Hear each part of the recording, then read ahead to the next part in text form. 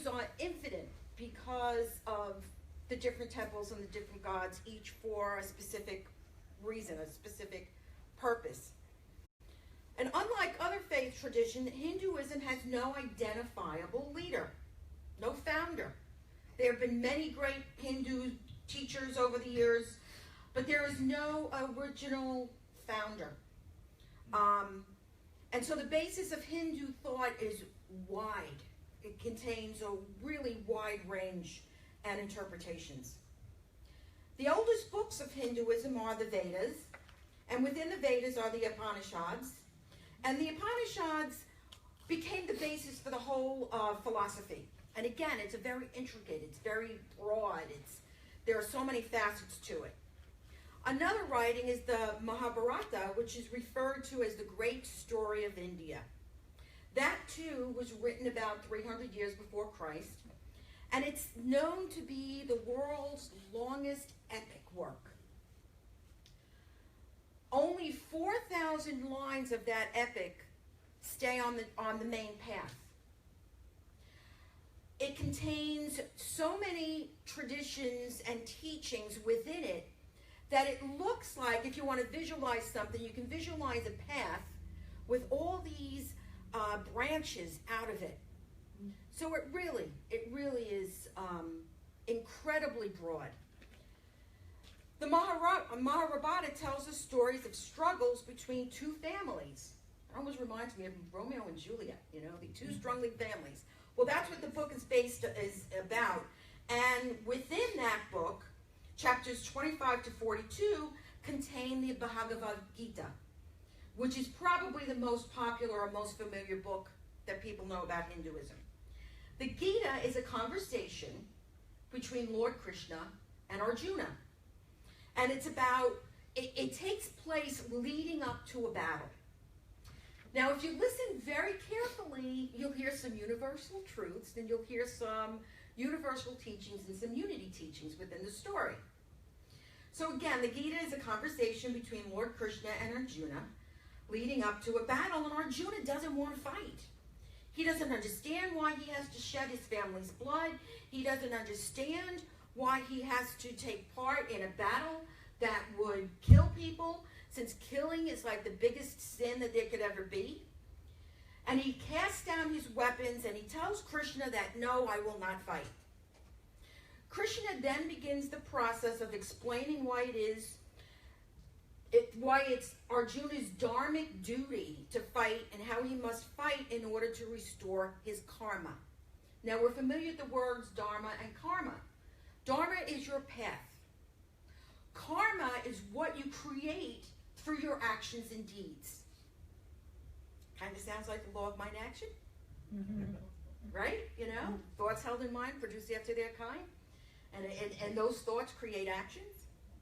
So Krishna first explains the samsaric cycle. Now, the samsaric cycle is a cycle of birth, death, and rebirth. So he explains this to Arjuna. He says that there is no true death of the soul, simply a sloughing of the body at the end of each round of birth and death. And he says the purpose of this cycle is to allow a person to work off their karma, which has accumulated through lifetimes of action. If a person completes the action selflessly in service to God, then they can work off their karma, eventually leading to the dissolution of the soul and the achievement of enlightenment, and the end to that cycle of birth, death, and rebirth. If they act selfishly, then they keep accumulating debt, putting them further and further into karmic debt. Now, Krishna presents three main concepts for achieving the dissolution of the soul and ending the cycle, the samsaric cycle of birth, death, and rebirth. And he says it's renunciation, selfless service, and meditation.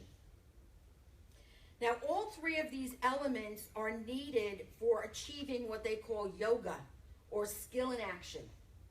Krishna says that the truly divine human does not renounce all worldly possessions or simply give up action, but rather finds peace in completing action in the highest service to God.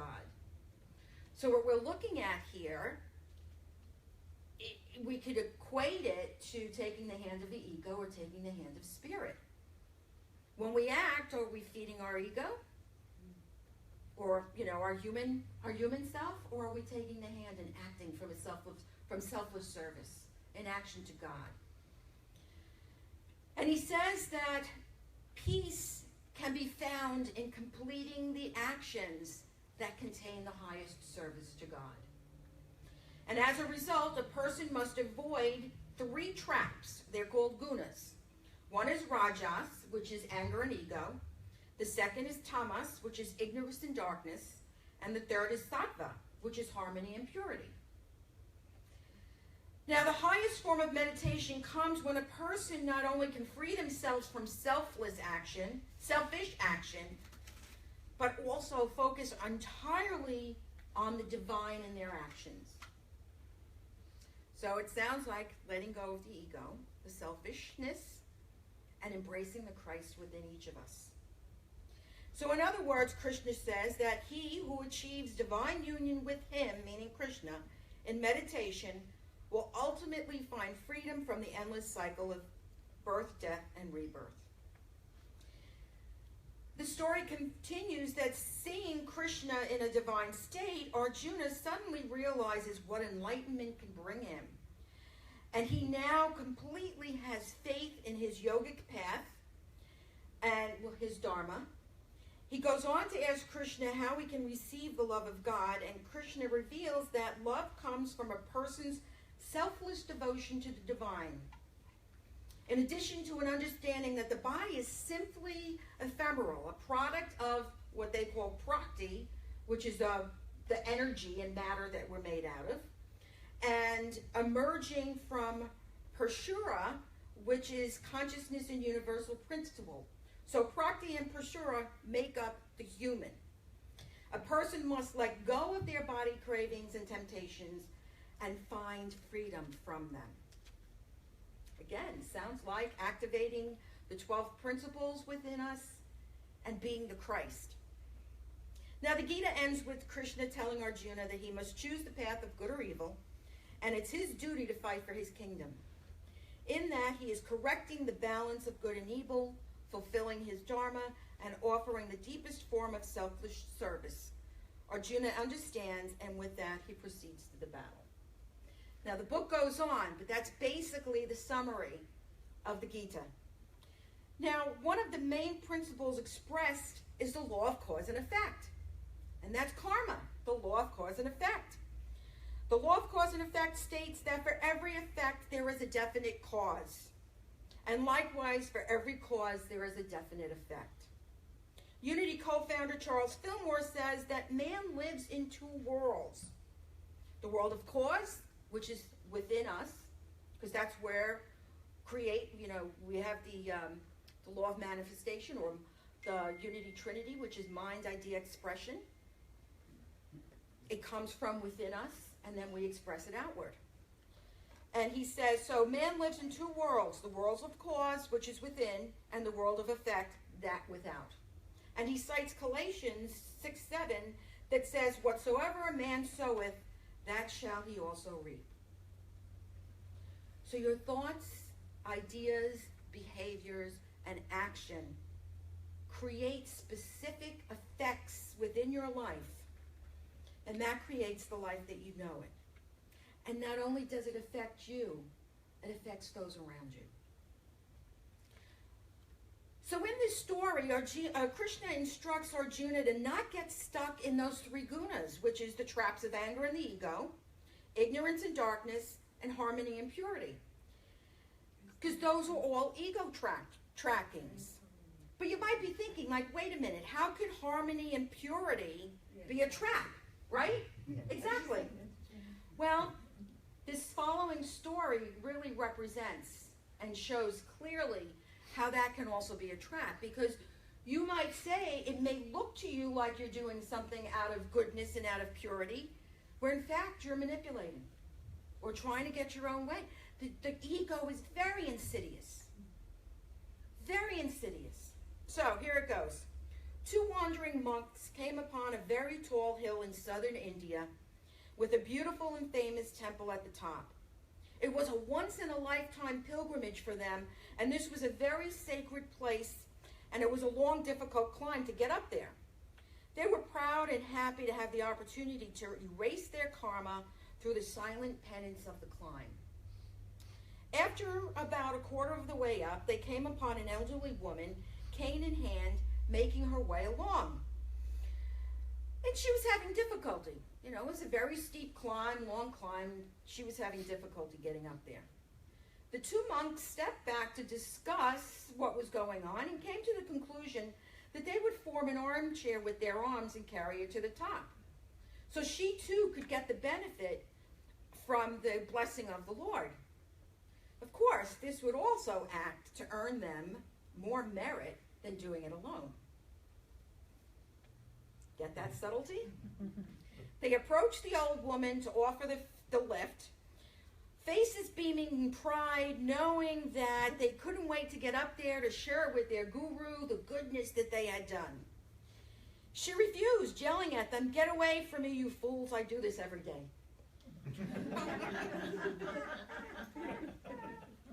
But this is a great example of the insidious of the ego. What started as an altruistic act, almost, because there was still that subtle hint underneath of clearing their karma or getting brownie points, they were going to offer her a lift. But the truth was, they were doing it for themselves. So it would look like an act of service, but it really was for their own benefit, like I said, so that they could gain brownie points and erase part of their karma, so that they could go home and tell their guru what they had done. Now this happens when we do stuff like that. Like, are we doing something that may look like an act of service, but are we doing it because we truly want to help, we truly want to serve, or do we want the notoriety? Do we want to prove, look how good I am, I'm helping this person? Or how about reinforcing the fact that they're the only person that knows how to do it right, or they're the only person that can get any action done? You get the picture.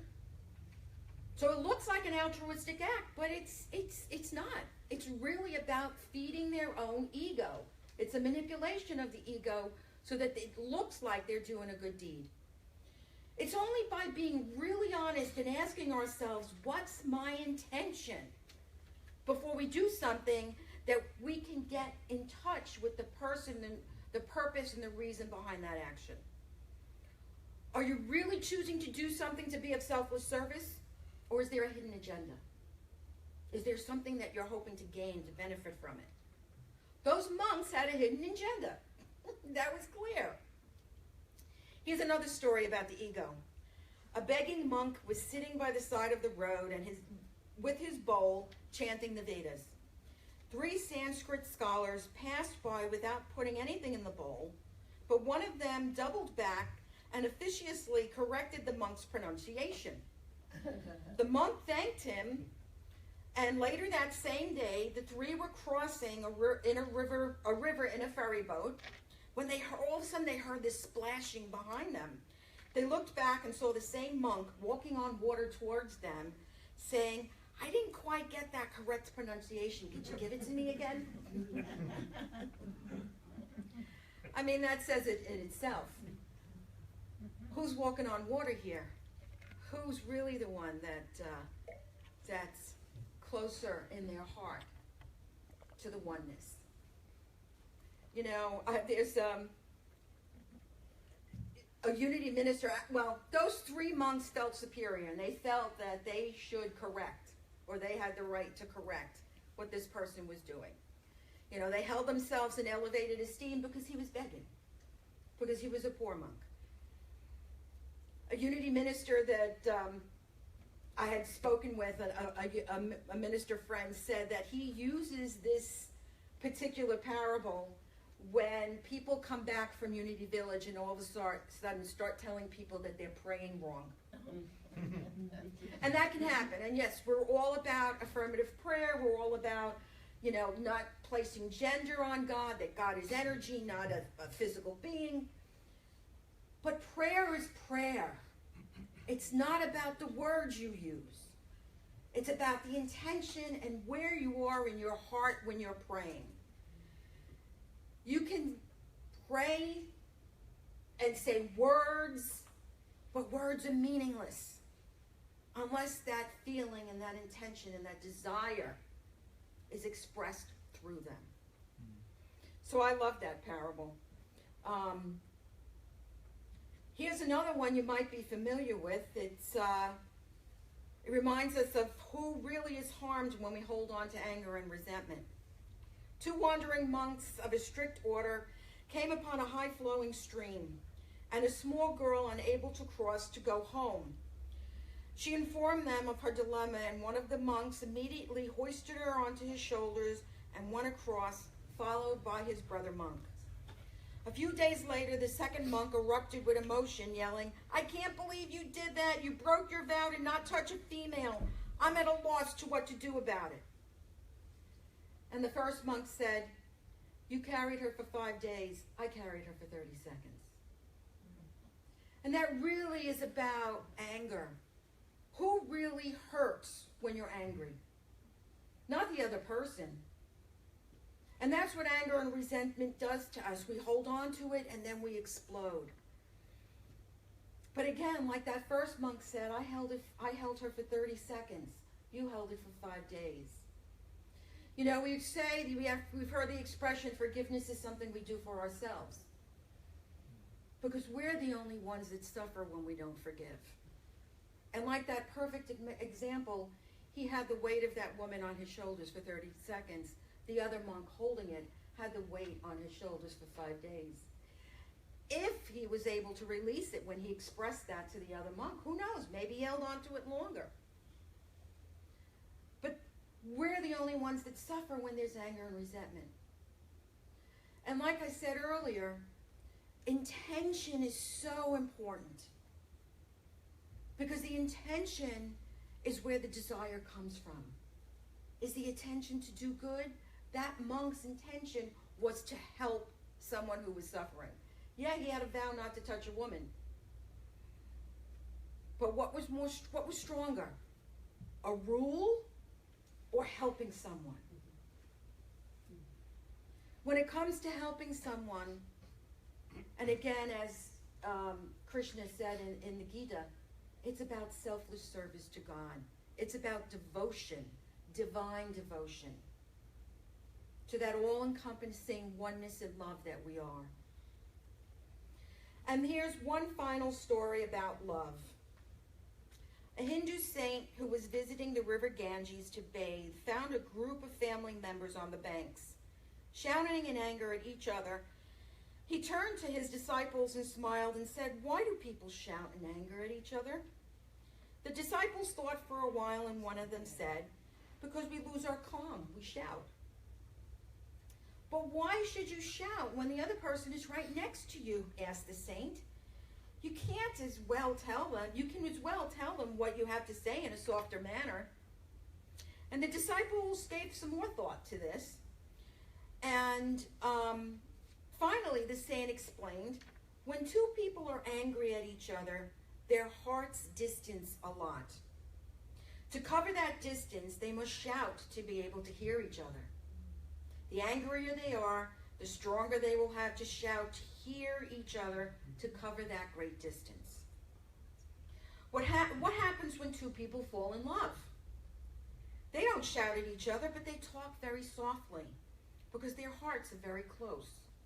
The distance between them is either non-existent or very small. The saint continued, when they love each other even more, what happens? They do not speak. They only whisper. Then they get even closer to each other in love. And finally, they need not even whisper. They only look at each other and that's all. This is how close two people are when they love each other. His disciples looked at him and said, so when you argue, he looked at his disciples and he said, so when you argue, do not let your hearts get distant.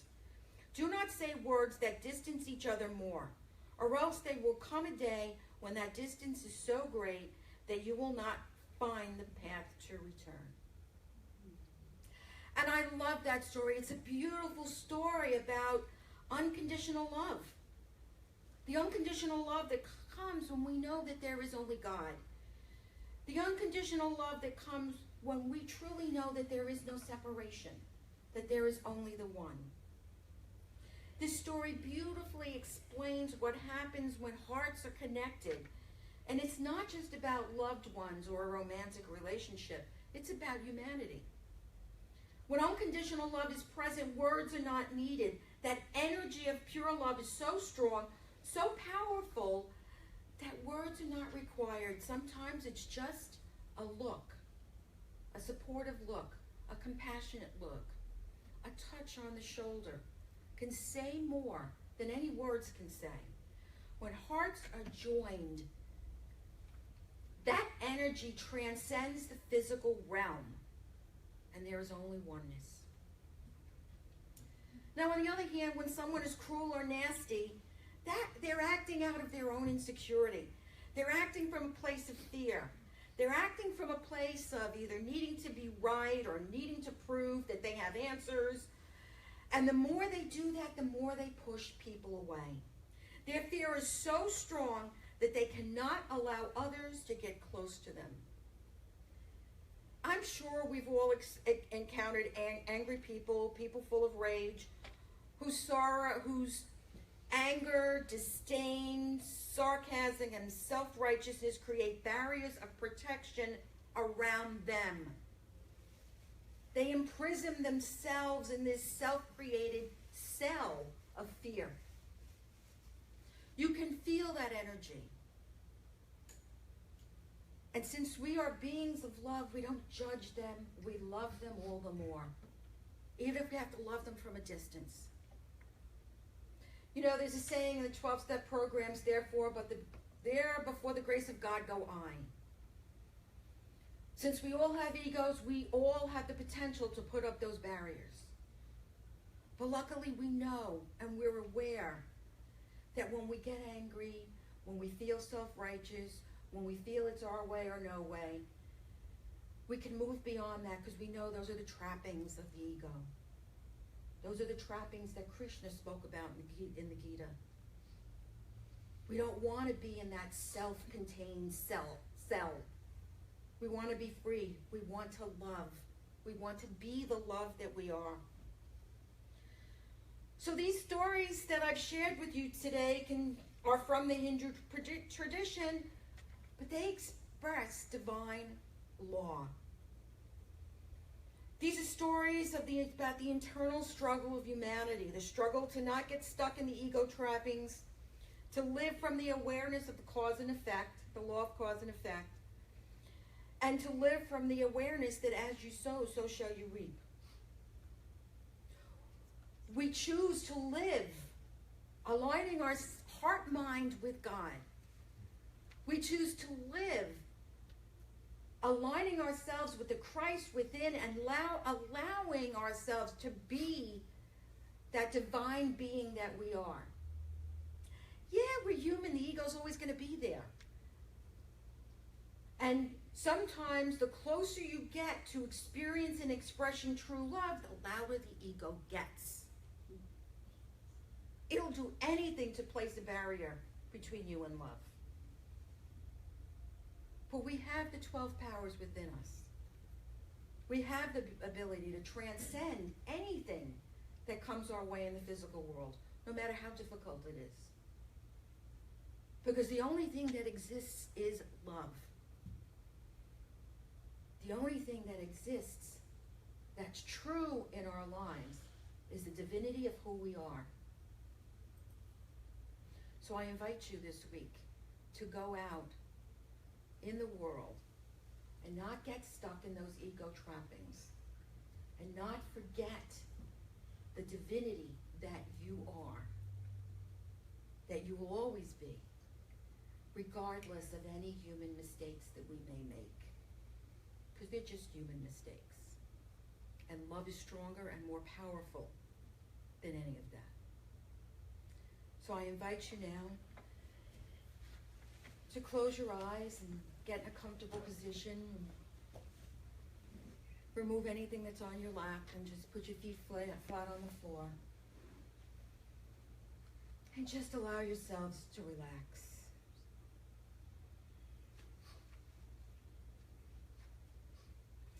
And as you breathe, you feel the inhalation moving the sense of love throughout your entire being.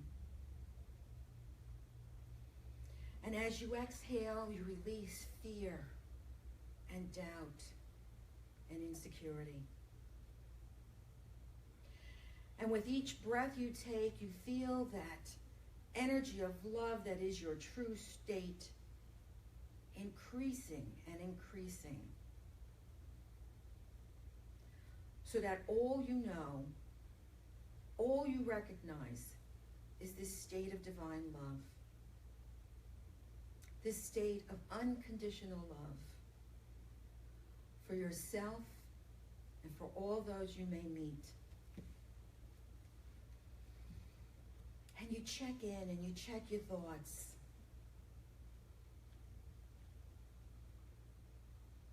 And if there's any insecure or negative thoughts, you just release them. Ask the Holy Spirit to come in and take them away. You give these to the Holy Spirit willingly and graciously because they no longer serve you. They do not affirm your true self, so they are no longer needed. And you allow yourself to move deeper and deeper into the silence. And you just listen.